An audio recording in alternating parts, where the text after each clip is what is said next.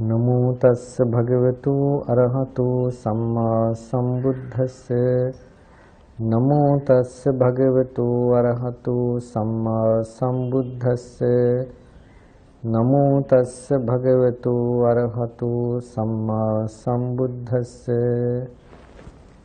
दसांगेहि समन्नागतो अरहति उच्यते ति। පින්වත්නි, අරහං කියන්නේ මොන කාරණයක් නිසාද කියන එකයි අද ධර්ම දේශනාවෙහි විග්‍රහ කරන්නට බලාපොරොත්තු වෙන්නේ. අපි කලින් ධර්ම දේශනාවේදී භගවතෝ කියන්නේ මොන කාරණයක් නිසාද කියලා වටහලා දුන්නා. නැවත මෙනෙහි කිරීමක් කියනවා නම් රාග, ද්වේෂ, මෝහ භග්න කළා, විනාශ කළා දාලා සියලුම ආශ්‍රව ධර්මයන්ගෙන් මිදලා පාපක ධර්මයන්ගෙන් දුරු වූ නිසා අරහං කියලා කියනවා. දැන් අරහං ගුණය විග්‍රහ කරන ගාථා පාඨයක් තමයි, මේ සූත්‍ර පාඨයක් තමයි මම මාතෘකාවට තැබුවේ. දසාංගේහි සමන්නාගතෝ අරහති උච්චති. අංග 10කින් යුක්ත නිසා අරහං කියලා කියනවා. මොනවද මේ අංග 10? සම්මා දිට්ඨි, සම්මා සංකප්ප, සම්මා වාචා, සම්මා කම්මන්ත, සම්මා ආජීව, සම්මා වායාම, සම්මා සති, සම්මා සමාධි, සම්මා විමුක්ති, විමුක්ති ඥාන දර්ශන කියන මෙන්න මේ 10යි. දැන් ආර්ය අෂ්ටාංගික මාර්ගය සීල, සමාධි, පඤ්ඤා කියන කොටස් තුනට සංග්‍රහ වෙනවා. සීල, සමාධි, පඤ්ඤා, විමුක්ති, විමුක්ති ඥාන දර්ශන. සම්මා විමුක්ති, විමුක්ති ඥාන දර්ශන. අර අංග 10ම ආයි 5කට ගුණ කරා. ගුණ කළා කියනවා මෙන්න මේ අංග 5න් යුක්ත කෙනෙකුට යමෙක් යම් උපහාරයක්, යම් පූජාවක් කරනවාද, යම් ගෞරව මානනාදියක් කරනවද එය මහත්ඵලයි, මහනිසංසයි. දැන් බුදුරජාණන් වහන්සේ උරුවෙලාවේ වාසය කරන අවස්ථාවේදී බුදු වෙලා 5 වෙනි සතියේ බුදුරජාණන් වහන්සේ කියනවා මම විමසලා බැලුවා මම කාටද ගෞරව උපහාර කරමින් වාසය කරන්නේ. යමෙකුට ගෞරවයක් උපහාරයක් කරමින් වාසය නොකරනවා නම් ඒක දුකක් එක විදිහකින්. කාටද මං ගෞරව උපහාර දක්වන්නේ කියලා. එතකොට මම විමසුවාය මොකද ගෞරවයක් උපහාරයක් කරන්නට යම්කිසි සුදුසුකමක් තියෙන්න ඕනේ. ඒ සුදුසුකම මම විමසුවාය. ඒ කියන්නේ ප්‍රධාන සුදුසුකම තමයි සීලය. සීලයෙන් මට වැඩිය උසස් කෙනෙක් කොහෙද ඉන්නේ කියලා. තුන් ලෝක කිසිම තැනක සීලයෙන් තමන් වහන්සේ හා සම වූ එකත් හොයාගන්න හිටියේ නැහැ. සමාධියනොත් එහෙමයි, ප්‍රඥාවෙනොත් එහෙමයි, විමුක්තියනොත් එහෙමයි, විමුක්ති ඥාන දර්ශනයනොත් එහෙමයි. ඒ නිසා මම තීරණය කළා මම අවබෝධ කරගත්ත මේ සියුම් ගම්භීර වූ ධහමට ගෞරව කරමින් මම වාසය කරනවා කියලා. බුදුරජාණන් වහන්සේගේ මේ ධර්ම ගෞරවය හොඳට පැහැදිලි වෙන තැනක් තියෙනවා. වෙන දෙයකට නෙවෙයි පංචශීල ප්‍රතිපදාවට බුදුරජාණන් වහන්සේ කොච්චර ගෞරව කළාද කියන එක. එක අවස්ථාවකදී බුදුරජාණන් වහන්සේ බොහොම අතීත ස්මරණයක් කළා. මුල් අවස්ථාවේදී බුදුරජාණන් වහන්සේට බොහොම උපස්ථාන කරපු උපාසිකාවක්. ඒ උපාසිකාවට අනුග්‍රහ පිණිස බේලුව කණ්ඨක කියන ප්‍රදේශයට යන්න තීරණය කළා. ඒ බේලුව කණ්ඨයේ හිටිය නන්ද මාතා කියලා තැනතිය. නන්ද කියන කුමාරයාගේ අම්මා. මේ නන්ද මාතා අනාගාමී තැනැත්තියක්. මේ නන්ද මාතාවට අනුග්‍රහ පිණිස යන්න තීරණය කළා. දැන් මේ වෙනකොට බුදුරජාණන් වහන්සේගේ අවසාන සමයයි. ඉතින් බුදුරජාණන් වහන්සේ ඒ දායකයන්ට කිව්වා අනේ පිරිසිතුමා ආදී දායකයන්ට කිව්වා. ඒ ඇත්ත බුදුරජාණන් වහන්සේ යන ගමනට විරුද්ධ වුණා. ඒ ඇත්තන් විරුද්ධ වුණේ බුදුරජාණන් වහන්සේ බොහොම වයෝ වෘද්ධයි. ඒ නිසා ආයි දකින්න හම්බ වෙන්නේ දන්නේ නැහැ. බුදුහාමුදුරු මේ ගමන ගියොත් කෙද යන්න එපා කියලා ඉල්ලා හිටියා. බුදුරජාණන් වහන්සේ ඒ කිසිම ඉල්ලීමක් සැලකුවේ නැහැ. ගමන තීරණය කළා. අනේ පිණිසතුමාට බොහොම චිත්ත පීඩාවක් මේක. සිතට වදයක් වුණා. මොම කනගාටුවෙන් වගේ ඉන්නකොට සිටු මාලිගාවේ හිටිය 16ක් පුන්නා කියලා. පුන්නා 16 සිටුතුමාගේ ස්වභාවය දැකලා හිම ස්වාමීනි මොකද මෙච්චර දුකෙන් ඉන්නේ කියලා. එතකොට කිව්වා පුන්නා බලන්න බුදුහාමුදුරුවෝ යනවා මෙහෙම අහවල් ප්‍රදේශයට ආයි දකින්න ලැබෙයිද දන්නේ මෙච්චර කාලයක් මෙහි ඉඳලා මේ අවසන් අවස්ථාවේ යන්නේ අන්තිම වයෝ වෘද්ධ කාලේ. එයි මෙහෙම යන්නේ මට හරි කනගාටු එකයි කියලා. එතකොට පුන්නා අහනවා මේ අනේ පිරිසිතුමාගෙන් ස්වාමීනි යම් විදියකින් බුදුරජාණන් වහන්සේව නවත්ත ගන්න මට පුළුවන් වුණොත් මට මොනවද දෙන්නේ කියලා. එතකොට සිටුතුමා කියනවා පුන්නා ඔබට මොනවද දෙන්නද මම අද එදා පටන් ඔබ මේ දාසි කමෙන් මුදවනවා. මගේ දියණියක් හැටියට මම සලකනවා කියලා කියපම හොඳයි කියලා පුන්නා ගියා. බුදුරජාණන් වහන්සේ 500ක් දහසක් භික්ෂු සංඝයා එක්කලා සරියුත් මුගලන් ප්‍රධාන දහසක් භික්ෂු සංඝයා එක්කලා වඩිනවා. පුන්නා පාරේ දුවගෙන ගියා බුදුහාමුදුරුවෝ ඉස්සරහා. ගිහලා දන් නමස්කාර කරලා වැඳ වැටලා කිව්වා ස්වාමීනි මා වෙනුවෙන් නවතින්න කිව්වා. ඒතකොට බුදුහාමුදුරුවෝ පුන්නාගෙන් අහනවා පුන්නා ඔබට මොකක්ද ලැබෙන වාසිය මම නැවතුණා කියලා. ඔබට මොකද වෙන්නේ යහපත? ඒතකොට ස්වාමීනි මම අද පටන් මම දාසි භවෙන් මිදෙනවා ඔබ වහන්සේ නැවතුණොත්.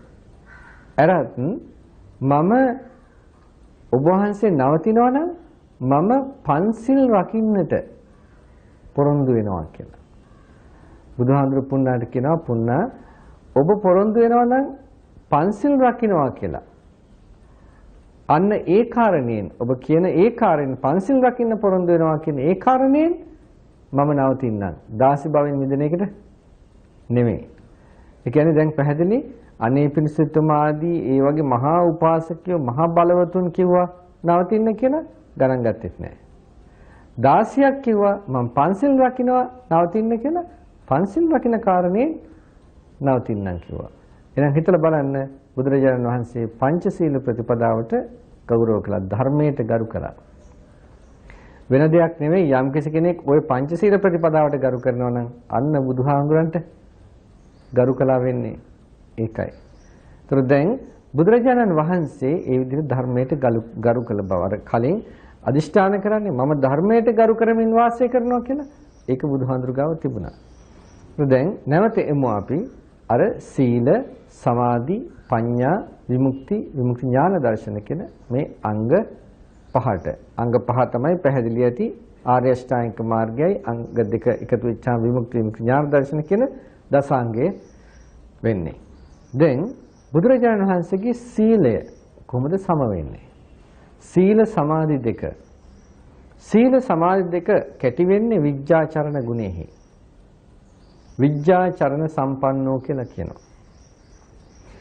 අර බෝධි මූලයට ඇවිල්ලා විඥා ධර්ම පසක් කළාද යම් අවස්ථාවක මනෝමය රිද්ධි රිද්ධිවිද දිබ්බසෝත ආදී වශයෙන් තියෙන ඒ අෂ්ට විද්‍යාවන් පසක් කළාද එතෙන්ට එනකල්ම මුළු සංසාරයේ පුරාම සංසාරයේ අනාදිමත් කාලයක් තිස්සේ පුරුදු පුහුණු කළේ සාරා සංඛ්‍ය කල්පලක්ෂයකටත් අධික කාලයක් තිස්සේ පුරුදු පුහුණු කළේ ඔන්න ඔය චරණ ධර්ම වශයෙන් පුරුදු කළා කියනනේ.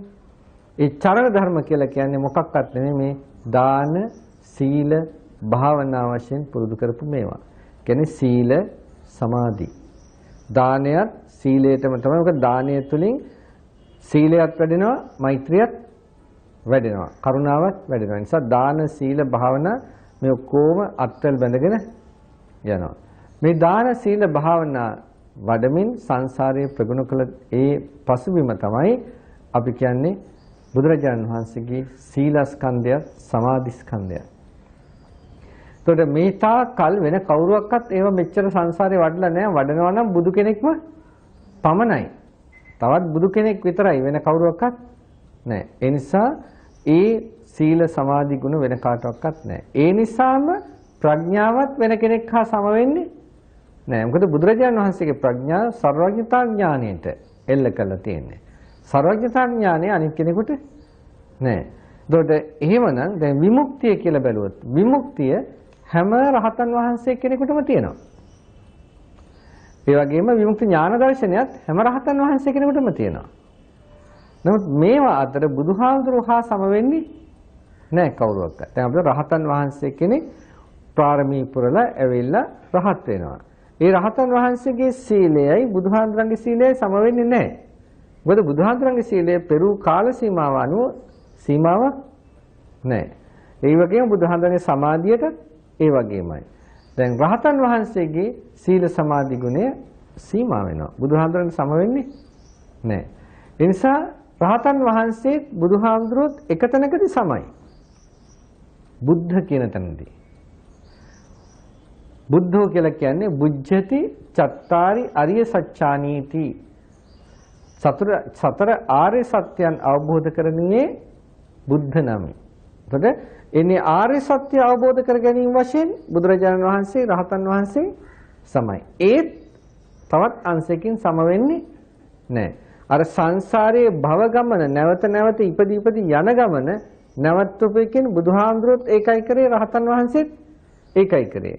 නමුත් සර්වඥතා ඥානය පාදක කරලා කරන චතුරාර්ය සත්‍ය අවබෝධයයි රහතන් වහන්සේගේ චතුරාර්ය සත්‍ය අවබෝධයයි දෙක සම වෙන්නේ නැහැ ඥාන මහිමය හා සංසන්දනය කළ බලනකොට. නිසා බුදුහාමුදුරන්ගේ සීල සමාධි ප්‍රඥා විමුක්ති මේවා රහතන් වහන්සේ හා සම වෙන්නේ නැත්තම් ඥාන දර්ශනයත් එහෙමම තමයි.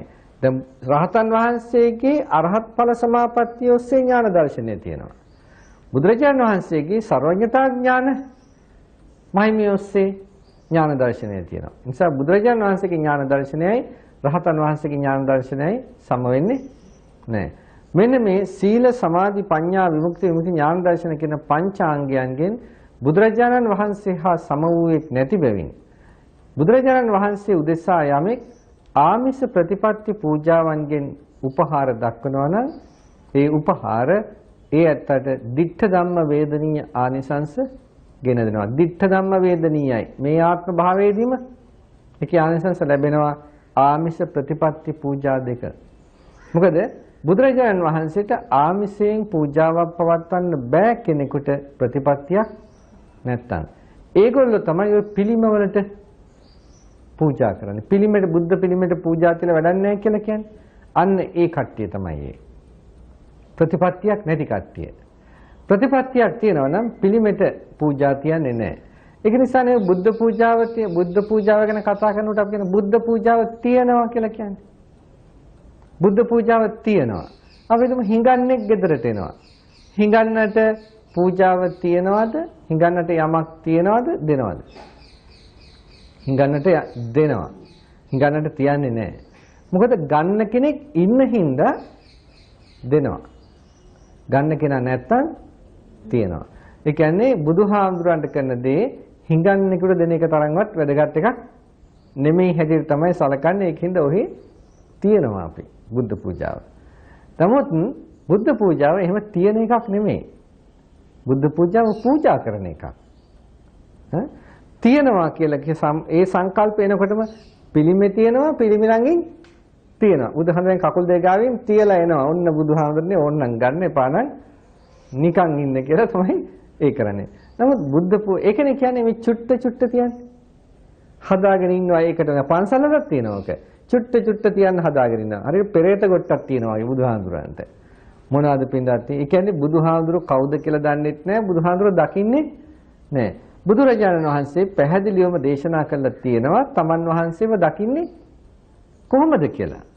යෝ ධම්මං පස්සති සෝමං පස්සති. යමෙක් ධහම දකිනවා නම් හේ මා දකි කියලා කිව්වා. යමෙක් තමන් වහන්සේ දකිනවා කියලා කියන්නේ එයා ධහම දකිනවා කියන කාරණයයි. ඒත් කොහොමද දකින්නේ? ධර්මයට අනුව පිළිපදින්න. ධර්මයට අනුව පිළිපදින්නට ක්‍රම දෙකක් තියෙනවා. පැවිදි ක්‍රමයක් තියෙනවා, ගිහි ක්‍රමයක් තියෙනවා. ගිහියාට ගිහි ප්‍රතිපදාවක් තියෙනවා, පැවිද්දාට පැවිදි ප්‍රතිපදාවක් තියෙනවා. ඒතර ගිහියා ගිහි ප්‍රතිපදාවේ පිළිපදිනවා නම් ඒක ධර්මානුධර්ම ප්‍රතිපදාවයි. පැවිද්දා පැවිදි ප්‍රතිපදාවේ පිළිපදිනවා නම් ඒක ධර්මානුධර්ම ප්‍රතිපදාවයි. එතකොට ගිහියාගේ ප්‍රතිපදාව මොකද්ද? නීති පන්සිල් පොහොය අටසිල්. එතනින් එහාට ප්‍රතිපදාවක් ගිහි කාමභෝගියට බුදුහාමුදුරු දේශනා කළා නෑ. ගිහි කාමභෝගී ප්‍රතිපදාව නීති පන්සිල් පොහොය අටසිල්. නීති පන්සිල් මොකද්ද? කාමභෝගීත්වය සාධාරණව කරන්න. කාටවත් හිංසාවක් නැහැ, පීඩාවක් නැහැ, හොඳට කම්සුව භුක්ති විඳිනවා. පොහොය අටසිල් මොකටද? ආර්ය ශ්‍රායික මාර්ගයේ ඉදිරියට යන්න. අටසිල් වලින් කරන්නේ මොනවද? අර එදිනෙදා ගත කරපු පංචශීල ප්‍රතිපදාව මත කාමභෝගීත්වයේ තහවුරු වුණ අනිත් අයට හිංසා පීඩා නැතුව. කාමයන් නම් කොහොමත් කාමයන් තමයි. වැරදි විදිහට ගත්තත් හොඳ විදිහට ගත්තත් තෘෂ්ණා වර්ධනය අතින් බැලුවොත් කාමයන් තමයි. නමුත් මොන විදියකින් හරි කාමයන් බදාගෙන නිවන් දකින්න බෑ. කාමයන් අතහරින්නට ඕනේ. කාමයන් අතහරින්න ලේසියෙන් කරන්නත් බෑ. එකපාරට කරන්න පුළුවන් එකක් නෙමෙයි. ඒකත් පුරුද්දක් පුහුණුවක් තියෙන්නට ඕනේ. ඒ පුරුදු කරගෙන පුහුණු කරගෙන යෑම තමයි එක දවසක් සතර පොහේට. ඒ කියන්නේ මාසේ 4 දවසක්. එයා කරන්නේ කාමයන් අතහැරීම පුරුදු කරනවා. එදාට මොකද කරන්නේ? ඉන්ද්‍රිය සංවරයක යෙදෙනවා. නච්ච ගීත වාදිත විසුක දසන ආදි වශයෙන් විකාල භෝජන ආදි වශයෙන් ඉන්ද්‍රිය සංවරයක යෙදෙනවා. සාමාන්‍ය ජීවිතයේදී කාමයේ මිච්ඡාචාරා කියප එක අබ්‍රහ්මචර්යා කියලා සමාදන්. ඒ කියන්නේ සුමානයකට එක සැරයක් ස්වාමි භාර්යාව සම්පූර්ණයෙන්ම අර ඔවුනෝන් අර කාම වශයෙන් ඇති කරගත්ත සංකල්පනාවන්ගෙන් ඈත් වෙනවා. ඈත් වෙලා පෙහෙවිච්ච ජීවිතයක් ගත කරනවා. පන්සලට නොගියත් ඕක පසළොස්වක පොහේට පන්සල් යන පුරුදු වෙලා තියෙනවා. අනිත් පොහේට ඉතින් අපිට එහෙම නිවාඩුවකුත් නැහැ. ඒ වුණාට කෙනෙකුට ඕනේ නම් පුළුවන් සතර පොහේ තීරණය කළා බ්‍රහ්මචාරීත්වය පුරුදු කරන්න පුළුවන්කම තියෙනවා. සුමානයකට එක දවසක්ද හැමදාම නෙමෙයිනේ. ඒ නිසා ඇති ප්‍රශ්නයක් නැහැ. සුමානයකට එක දවසක් බ්‍රහ්මචාරීත්වය පුරුදු කරන්න පුළුවන්. එතකොට අන්න ඒ ඇත්තන් මේ නිවන් මඟ තහවුරු කරනවා. එතකොට ඒක තමයි ප්‍රතිපත්ති පූජාව කියලා කියන්නේ. අන්න ඒකයි. එතකොට පින්වත්නි මේ ප්‍රතිපත්ති පූජාව තවත් කරන ක්‍රමයක් තියෙනවා. බුදුරජාණන් වහන්සේට ගෞරව කිරීමක් වශයෙන් කරනවා. දැන් අපි හිතමු අම්මා තාත්තා දරුවන්ට අවවාද කරනවා. දුව පුතා මෙහෙම කරන්න එපා, මෙහෙම කෙරුවොත් මෙහෙම වෙනවා. මෙන්න මේකයි ඔයයන්ට යහපත සිද්ධ වෙන මඟ කියලා ඒක අනුශාසනා කරනවා. ඔළුව පාත් කරගෙන අම්මගේ තාත්තගේ ඉස්සරහා ඉන්නවා. ඉතින් අම්මයි තාත්තයි ගියාට පස්සේ අම්මා තාත්තා එපයි කියපු දෙයම කරනවා. ඒක අනිත් පැත්ත කරනවා. ඒක අනිත් පැත්ත කරනවා නම් ඒ කියන්නේ අම්මා තාත්තට ගෞරව කළාද? නෑ. අම්මා තාත්තට ගෞරව කළා කියන්නේ අම්මා තාත්තා කියපු දේ ඒ විදිහට දරුවා කරනවා නම් තමයි දරුවා අම්මා තාත්තට ගෞරව කළා වෙන්නේ. ඒ වගේ බුදුරජාණන් වහන්සේ යම් අවවාදයක් දුන්නා නම් මෙන්න මෙහෙම හැසිරෙන්න කියලා ඒ අනුව කටයුතු කරනවා නම් තමයි බුදුහාමුදුරන්ට ගෞරව කරනවා කියන්නේ. ඒ ගෞරව කරන එක ඒකාන්තයෙන්ම ප්‍රතිඵල ලැබෙන්නේ ඇයි? බුදුහාමුදුර කියපු මාර්ගය වරදින්නේ නැහැ. භගවතෝ ගුණේ භගවා ගුණේ කිව්වා. ඒ වරදින්නේ නැති අනුශාසනාව දීපු නිසා තමයි අර ප්‍රතිපත්තියෙන් පූජා ලබන්න සුදුසු වෙන්නේ. වරදින්න කිව්වනම් ඒ සුදුසුකම නැහැ. ලෝකේ ඉන්න අනිත් ශාස්ත්‍රවරු පහළ වෙච්ච ඒ ශාස්ත්‍රවරු කියපු දේවල් වරදින්න පුළුවන්. මොකද ඒත් එක්කෙනෙක්වත් නික්ලේශයයි නෙමෙයි භගවා ගුණයෙන් යුක්තයි නෙමෙයි. නමුත් බුදුරජාණන් වහන්සේ භගවා නිසා නික්ලේශය නිසා ඒ අවවාදේ වරදින්නේ නැහැ. ඒ නිසා බුදුහාමුදුරුවෝ සුදුසුයි ප්‍රතිපත්ති පූජාවෙන් පිදුම් ලබන්නට. අනේ සුදුසුයි කියන එක තමයි අරහං කියලා කියන්නේ. අරහ කියන එකේ තේරුම සුදුසුයි. මොකද අර පිදුම් ලබන්න සුදුසුයි. ඒකට ඒතරත්තා විසින් Tamanට යහපතක් වුණා නම් කෙනෙකුගේ අවවාදයක් පිළිපැදලා ඒ අවවාදයට අපිටම කවුරු කරන්නේ නෑදෑයෙක් අම්මෙක් තාත්තෙක් කවුරු හරි අවවාදයක් කරනවා ජීවිතේ. ඒ අවවාදයේ අනුව කටයුතු කරපුවාම Tamanට යහපතක් සිද්ධ වෙනවා. ආපහු එයාව බලන්න කියන්නේ යනවාද තෑගි භෝගෙ එහෙම අරන්? යනවනේ. ඒ වගේ Taman ඒ මඟ පිළිපදිමින් ඉන්න කෙනා ඒ පිළිපැදීමේ අනුසස් දැනගන්නවා නම් බුදුහාඳුරන්ට අනිත් අංශයෙන් ගෞරවයක් සඳහා ආමිස පූජා පවත්වනවා. දැන් බුදුන් දකින්නව නෙමෙයිද? දැන් අන්න එයා බුදුහාඳුර දකිමින් ඒ කියන්නේ බුදුහාඳුර කියන්නේ රූපේ නෙමෙයි. අන්න අර ඒ දේශනා කළා නම් යමක් ඒක දේශනා කරන්නට ඇතිවෙච්ච බුද්ධියක් තියෙනවා නම් අන්නේ බුද්ධිය තමයි බුද්ධෝ කියලා කිව්වේ. අන්නේ බුද්ධි මහිමේ දකිමින් බුදුරජාණන් වහන්සේ උදෙසා උපහාර කරනවා කෘතවේදී බව පිණිස. එතකොට ඒ උපහාරය බුදුරජාණන් වහන්සේගේ පිළිමය තුලින් එයා බුදුහාඳුරන්ගේ ගුණ කඳ ගුණ ශරීරය දකිනවා. එතකොට මම අර පිළිමෙට නෙමෙයි උපහාරය කරන්නේ ජීවමාන තමන්ගේ නුවණින් මනසින් දකින බුදුහාඳුරන්ටයි උපහාර කරන්නේ. මේ මනසින් දකින බුදුහාඳුරන්ට කරන උපහාරය කරන්නට අපිට පුළුවන්කම ඇති කර ගන්න ඕනේ. ඒ පුළුවන්කම ඇති කර ගන්න තැනැත්තා කවදාවත් බුද්ධ පූජාව බාල්දු කරන්නේ නැහැ. පින්වත්නි අදිෂ්ඨාන කරන්න හැමදාම උදේ පාන්දරට දවසේ පළවෙනි කාය කර්මය කරන්න හොඳ බුද්ධ පූජාවක් පූජා කරන එක. ඒක කරනකොටම තමන්ගේ සීලෙහි අඩුපාඩුවක් තිබුණත් හරි ප්‍රතිපත්තියේ අඩුපාඩුකමක් තිබුණත් හරි මොකද වෙන්නේ මේක හැමදාම උවමනාවෙන් කරනකොට දන්නේම නැතුව අර අඩුපාඩුවක් මගේ ඇරෙනවා. අර බුද්ධ පූජාව පූජා කිරීම තුළින් දවසින් දවස බුදුහාමුදුරන්ට ආසන්න වෙනවා එතන නැත්තා. එතකොට එයා බුදුහාමුදුරන්ට ලං වෙන්න මනසින් බුදුන් දකිනවා. ඒ වගේම එතන නැත්තා ප්‍රතිපත්තියට තව ලං වෙන කෙනෙක් බවට පත් වෙනවා. දැන් සමහර කෙනා බුද්ධ පූජාව තියන්න එපා කියලා. ඇයි දන්නේ එපා කියන්නේ? යහපත් දෙයක් තියන්න එපා කරන්න එපා කියලා කියනවා නම් ඒක මහා පාපයක්. මේක කවදාවත් අවඩක් වෙන්න එක නෙමෙයි. පිළිමෙට බුද්ධ පූජාව තිබ්බ හරි ඒකෙන් අවඩක් වෙන්නේ නැහැ. පිළිමෙට තියෙනකොට හරි බුදුහාමුදුරුවෝ සිහි වෙලයි ඒක තියන්නේ. පිළිමේ නොකෑව වෙන්න පුළුවන්. නමුත් පිළිමෙට තිබ්බත් අවඩක් වෙන්නේ නැහැ. ඒකෙන් හරි යහපතක් වෙනවා. නමුත් පිළිමෙ දිහා බලාගෙන දකින බුදුරදුන් උදෙසා නුවණින් දකින බුදුරදුන් උදෙසා අර පූජාව තියෙනවා දිට්ඨ ධම්ම වේදනීයයි. මේ ආත්ම භාවයේදීම ආනිසංස ලැබනවා. ඒ බව බුදුහාමුදුරු දේශනා කරනවා. යමෙක් අරියටගේ මඟ ප්‍රතිපදාවේ යමින් අරියටගේ මඟ ගිය ඇත්තන්ට පූජා කරනවා නම් අන්න ඒක දිට්ඨ ධම්ම වේදනීය ආනිසංසයි කියලා. ඒ කියන්නේ ඔය ඇත්තෝ පන්සිල් රකින්නවා නම් නිති පෙහෙවස් සමාදන් වීම ආදී කරනවා නම් ඒ කියන්නේ අරියටගේ මඟ යන අය. එවැනි කෙනෙක් අර සංඝයා සිහි කළා බුදුරජාණන් වහන්සේ සිහි කළා බුද්ධ පූජාවක් පූජා කළත් ඒ පූජාව එයාට මේ ආත්ම භාවයේදීම ආනිසංස ලැබෙන පූජාවක් වෙනවා. ඒ වගේම මතක තබා ගත යුතු දෙයක් සමහර කෙනා මේක තුන් වේලම තියන්නට ඕනේ කියලා.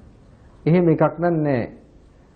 බුදුහාඳුරන්ට එක වේලක්වත් ඕක නොතිබ්බත් ප්‍රශ්නයක් වෙන්නේ නෑ කාටවත්. හැබැයි තැබීමෙන් වෙන්නේ ඒක තැබීමෙන් නෙමෙයි පූජා කිරීමෙන් වෙන්නේ Tamanට තවත් අමතර කුසලයක් රැස් වෙනවා ඒකෙන්. ඉතින් කොහෙන් හරි කුසලයක් නම් කරගන්න තියෙන්නේ. ඇයි ඒක කර නොගන්නේ?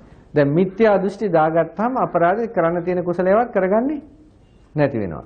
දැන් හැමදාම Taman මේ බුද්ධ පූජාව පූජා කරනකොට සමහර කාට කියයි අපෝ කො හැමදාම තියන්න වෙනවා නැත්නම් අතපසු වුණොත් හොඳ නෑ. බුදුහාමුදුර කාත් එක්කවත් තරහ වෙන කෙනෙක් නෙමෙයි. බුදුහාමුදුර වීත රාගයි, වීත දෝසයි, වීත මෝහයි. ඉතින් තරහ වෙන්නේ නැත්නම් අපි එක දවසක් දෙකක් බුද්ධ පූජාව පූජා නොකළා කියලා බුදුහාමුදුරන්ට කිසි ප්‍රශ්නයක් නැහැ. අනිත් එක අපි වළඳන්න තියෙනව නෙමෙයි මේ බුදුහාමුදුරන්ට. මේ උපහාර පිණිස තියෙන එකක්. එතකොට එහෙමනම් ඕක Tamanට පුළුවන් වෙලා අපි දවල්ට ආහාර තියන්න බැරුණොත් හවස ගිලම්පසක් තියෙනවා. තියන්න බැරුණොත් මොකක්වත් ඉන්න තරගෙන බුදු ගුණයක් සිහි කර ගන්නවා. සිල්පද ටික සිහි කර ගන්නවා. ප්‍රතිපත්ති පූජාව කරනවා. ආමිස පූජාව බැරි නම් ඒකින්ද කිසිම ප්‍රශ්නයක් වෙන්නේ නැහැ ඒකේ. ඊට පස්සේ කියනවා සතෙකුටවත් කන්න දෙන්න හොඳ නැහැලු මේක. ආපහු අරගත්තාම බුද්ධ පූජාව පූජා කළා එතනින් අයින් කළාට පස්සේ තවදුරටත් ඒක බුද්ධ පූජාව නෙමෙයි. ඒක ආහාර ටිකක් විතරයි. ඕන කෙනෙකුට දෙන්න. කියන්නේ යන්න ඕනේ නැහැ මේක බුද්ධ පූජාවයි කියලා. ආහාරයක් වශයෙන් කෙනෙකුට දෙන්න. මොකද ඒක බුද්ධ පූජාව නෙමෙයි ඊට පස්සේ. ඒක ආහාරයක්. ඒකින්ද අපතේ යමක් කොහෙත්ම සිද්ධ වෙන්නේ නැහැ. දැන් මෙන්න මේ ආමිෂ ප්‍රතිපත්ති පූජාවන්ගෙන් පිදුම් ලබන්න සුදුසු බව බුදුරජාණන් වහන්සේ කෙරෙහි පවතින නිසා අරහං කියලා කියනවා. මේ සරලව, ඊටාම සරලව මීට වඩා ගැඹීර ගුණයක්. නමුත් මම ඊටාම සරලව ඔය ඇත්තන්ගේ ජීවිතේට අරහං ගුණය යොදාගන්නේ කොහොමද? කියන ආකාරයෙන් තමයි මම මේ විග්‍රහ කරලා දුන්නේ. එතකොට මේ විග්‍රහය හොඳටම ඇති Tamanට නමෝ තස්ස භගවතෝ අරහතෝ සම්මා සම්බුද්දස්ස කියලා කියද්දිම Taman ප්‍රතිපත්තිහි පිහිටන තැනත් එක්කන ප්‍රතිපත්තියත් එක්කලමයි. ඒ කියන්නේ Taman බෞද්ධයෙක් බව ප්‍රතිඥා දෙන්නේ අර අරහං ගුණය. ඒ කියන්නේ ප්‍රතිපත්තියෙන් බුදුහාමුදුරට උපහාර කළ යුතුයි කියන එක තහවුරු කරගෙන. එතකොට බෞද්ධයෙක් වශයෙන් ප්‍රතිඥාව දෙනකොටම මම මගේ යන්න ලෑස්ති වෙලා. එයා තමයි බුද්ධං සරණං ගච්ඡාමි කියලා කියන්නේ. එතකොට එයාට වෙන සරණක් අවශ්‍ය නෑ. ඒකේ ප්‍රතිඵල එහෙමම ලැබිලා තියෙනවා. ආයෙ අතන මෙතන අතගගා යන්න උමනාවක් නෑ. බුද්ධං සරණං ගච්ඡාමි කිව්වට මදි ධම්මං සරණං ගච්ඡාමි වෙනවා. ඒක තහවුරු කරනවා අර අරහං ගුණයම. අරහතෝ කියනවා කියන්නේ ධම්මං සරණං ගච්ඡාමි තමයි. සංඝං සරණං ගච්ඡාමි කියන්නේ ආර්ය සංඝයා සිහි කරනවා. ඒ කියන්නේ ආර්ය අෂ්ටාංගික මාර්ගයේ පිහිටි සංඝයා. ඒ ආර්ය අෂ්ටාංගික මාර්ගයේ පිහිටි සංඝයා කියලා කියන්නේ මේ බුදු මගේ ප්‍රතිඵලය තියෙන තැන. එතන සාක්ෂිය. ඉතින් ඒ සාක්ෂිය තියෙනවා නම් අන්තිම කෙලවරේ සාක්ෂියක් තියෙනවා නම් මෙහෙන් ඒකට අමුතු සාක්ෂිය ඕනේ නැහැ. ඒ නිසා මාව ඒ බුදු මගේ යන්න තහවුරු කරනවා. මට තවත් ශක්තියක් ලබා දෙනවා. සංඝං සරණං ගච්ඡාමි. මේකයි සංඝයා පිහිටකොට ගත්තා කියලා කියන්නේ. මෙන්න මේකයි බුද්ධං සරණං ගච්ඡාමි, ධම්මං සරණං ගච්ඡාමි, සංඝං සරණං ගච්ඡාමි කියපෙකෙත් අර්ථය. දැන් নমස්කාර පාඨයත්, තෙරුවන් සරණ යෑමත් මේ පින්තුන් හොඳින් දන්නවා. මෙන්න මේ ටික හොඳට තහවුරු කරගෙන ජීවිතය හොඳ බෞද්ධ ප්‍රතිපදාවක යොදන්න. මේ ප්‍රතිපදාවේ යන එක්කිනා තමයි බෞද්ධයා කියලා කිව්වේ. නිසා මේ බෞද්ධකම හොඳට ආරක්ෂා කරගත්තොත් මෙලවත් සැනසෙල්ල, පරලොවත් සැනසෙල්ල ලැබෙනවා. ඒ වගේම ප්‍රාර්ථනීය පරිදි සියලු සසර දුකින් මිදීමත් ඒකාන්තයෙන්ම සිද්ධ කරගන්න පුළුවන් වෙනවා. ඒ සෝය සැනසෙල්ල හැමට ලැබේවා, හැමට තෙරුවන් සරණ වේවා කියලා ප්‍රාර්ථනා කරනවා.